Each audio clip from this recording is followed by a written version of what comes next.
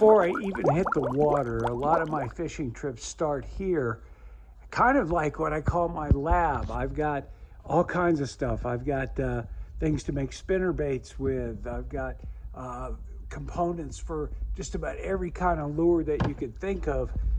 Molds for all types of injection plastics and hand poured open pours.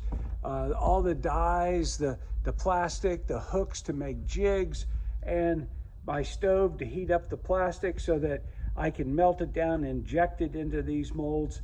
I powder coat, got all kinds of powder coating stuff in these drawers, and I will eventually tie some of them off with a fly tying base. So everything I need starts the fishing trip here before I can even get on the boat. A lot of the things I do get tweaked, played with, and tinkered with until they're ready to go out on the line, out on the boat. Well, we've seen the urchins, we've seen the dice baits, but you haven't seen the bait that I've put together that you can build yourself. And I'm going to be coming up with a video on this, but first I want to show you how I fish it and what this bait is. So what I've done is I've taken the features of a dice bait and an urchin bait, put them together in one bait. Now when you pull this bait, the legs go together. When you stop, they drop back down. So when you pull it, they come out this way. When you stop, they drop down. But I needed a hook that would work well with that. So I took these kale hooks. These are one-aught kale hooks. They have a weedless wire weed guard on here, so you could tuck it under there. I bend it so it just barely touches the tip of the hook, just like that, so it comes off much easier. And then I use my mold, and I mold a 1/8 ounce weight to that. And then I kind of wacky rig it. I rig it right in the center of the bait. So when you pull it, the bait's gonna go up like this. When you drop it, it's gonna drop back down like this. So it's gonna have a motion up, a motion down. The legs are gonna go together. They're gonna come apart. I kind of work it like a twitch bait. I'm working it through the water column. Twitch, twitch, twitch, pause, twitch, twitch, twitch, pause. It's a great bait. We're gonna go out in the water today and see how we do with it. So this is the bait that we're gonna use today.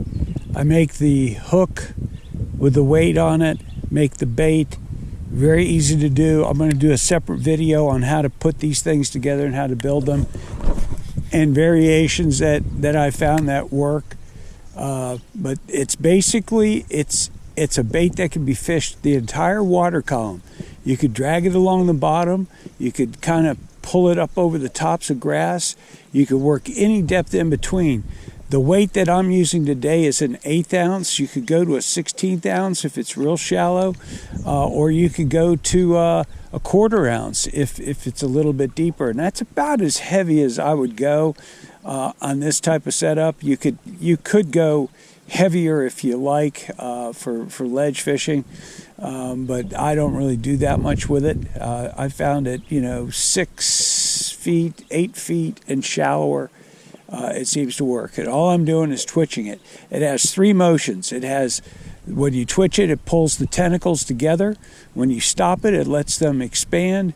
And when you pull it, the weight pulls up on the bait and makes it rotate. And when you stop, it makes the bait rotate down. So when you pull it, it rotates up. And when you stop it, it rotates down.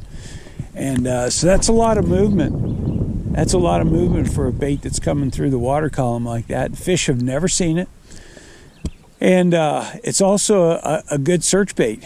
I would treat it like I would treat a spinner bait or a chatter bait, any single hook bait, kind of like you load the rod and you swing with it. I like 12 to 14 pound test gamma edge fluorocarbon. I don't want the stretch. I want to be able to set the hook on a long cast. Also, I want to be able to cast it a long ways, and 14 pound test will still cast a long way, and you can really cover water with it. I prefer this bait when the water's clear. I'm using a blue one today, green pumpkin with blue tails, and I add a little bit of Sharpie dye to it to make it even a darker blue, because this water is kind of stained. and I just want to make sure the fish can see it, and I think the darker colors show up well. My ultimate favorite is river craw, and that'd be a crawfish pattern with the underside of the tentacles are going to be orange, so that when it breathes it flashes orange, and that's a pretty cool color. But you can use just about any color combination that you think will work. And again, I'm going to do a video on how to build these things, and I've come up with a lot of different modifications over the time that I've developed this bait to make it work better, be more efficient. There we go. We got one there on it. Not a big one, but you can kind of see they kind of like it.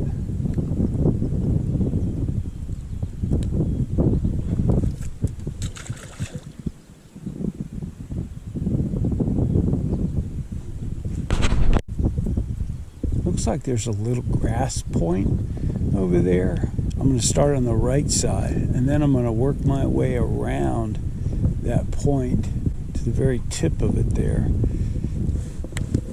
The thing is about moving baits, it's all about angles a lot of times. You know, the fish are there, and they're feeding in a certain direction because of either the wind, the current, the shadows, maybe the bottom, hardness, color of the bottom, maybe a grass edge. So you just kind of have to try a bunch of different angles unless you already know all that. And it changes day to day. So if there's your favorite point and you go, oh, that's my favorite point, I always catch a fish right there. Well, that's good that you start there.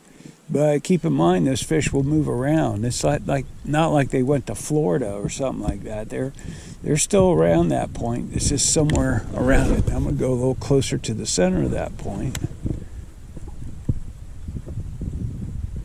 And it's got grass on it for sure. A little bit further to the left this time. Keep the rod tip up over that grass.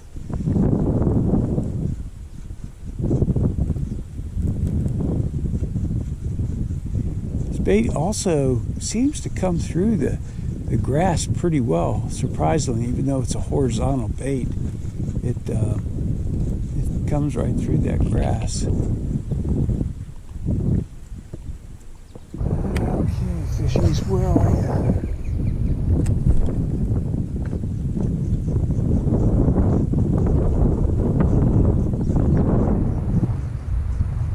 Getting a little bit of a breeze, which helps any moving lure. If you're throwing moving lures, it helps, but we've got muddy water and makes it a little bit tougher. That's why I'm spending so much time fishing shallow. The deeper you go in muddy water, the harder it is for the fish to see your bait. This is a good thing about muddy water. It allows you to get closer to the fish. There we go, got one there.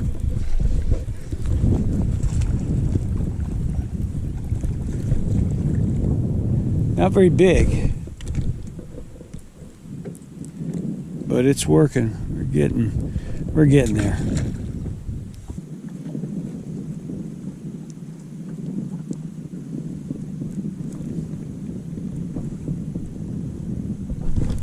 There we go. Right where he should be.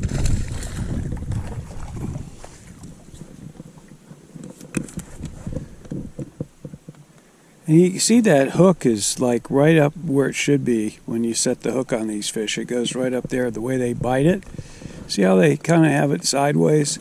That's what most of the fish seem to do with this thing. And this is a wide gap hook. It's a Kale style hook. And it really hooks those fish really well.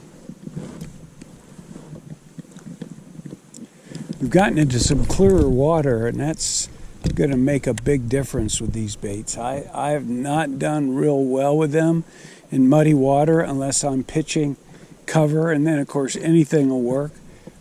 This is an open water bait. We're trying to get fish to come up and, you know, that can see it and come up and eat it. So we cover without having to be down on the bottom. We could draw fish up from the bottom. when the water's clearer, you can get real cute with your colors. You can go to watermelon and tip them in chartreuse. That's a pretty good combination.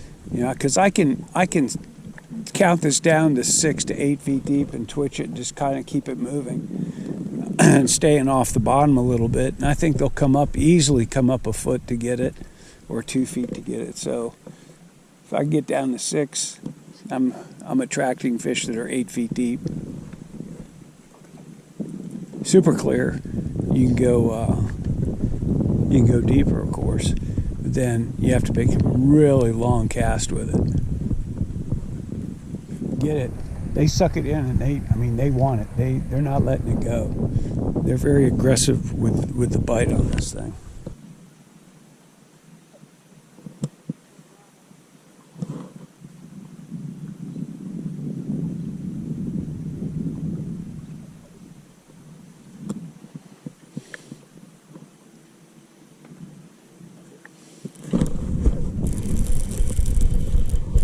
There we go.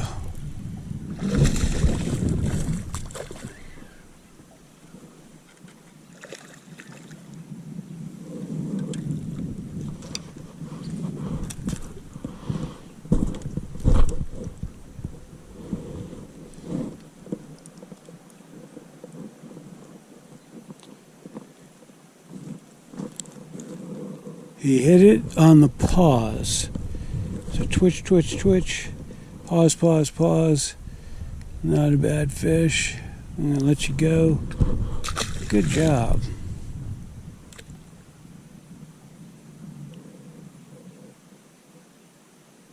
And that fish hit and started to swim towards the boat. So I had to catch up to him pretty quick. So a lot of times I'll just be retrieving very, very slowly. And I'll pause it, slow, pause, slow, pause, slow, pause. There's one. There he is. That's how I have to do sometimes. Slow and pause. He's not a bad fish. Not a bad fish. We'll take these all day long. They like this. I haven't come up with a name for it. If you have a name, let me know what it is. But pretty good little fish. Get back in there. So what I'm fishing now is like a little grass bed area, and I'm trying to get down along the deeper edges of it, and about 8-9 feet deep. I'm still twitching it. I'm still kind of pulling it, letting it drop, and then see what happens when you do that. A lot of times they'll hit it when it drops. There it is. There. Oh my gosh. Oh, this is a good one. Oh yeah. It's not a 2-pounder, that's for sure. He's shaking his head now. It looks like he's getting ready to come up and jump. Don't jump, buddy. Don't jump. We don't want a jumper. Yep, he's good to go. There he is. He's getting ready to jump. Oh, no, he tried to jump. There he goes. He's jumping. Well, that's good. 4 or 5 right there. Oh, yeah. Come here, buddy. Don't you jump away. Oh, yeah. Look at that. Oh, yeah. He got it good. He got it right there in the corner of the mouth. But look at that belly. This one's been eating. This is what happens summertime bass. They get their metabolism going, and they just keep eating. They keep eating pretty good. Oh, man. These hooks are really hard to get out sometimes. They're it's kind of a wide gap hook. It's called a kale hook. I think that's how you pronounce it. And look at that. That's an amazing fish. Hi. Oh, we're gonna let you go. You did your job.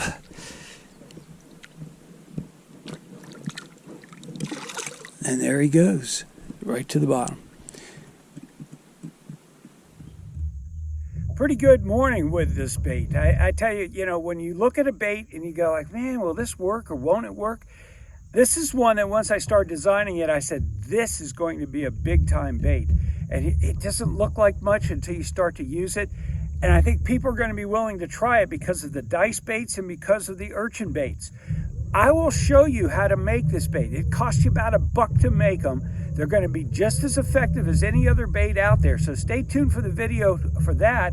And tell your friends about these videos, subscribe, and we'll see you next time.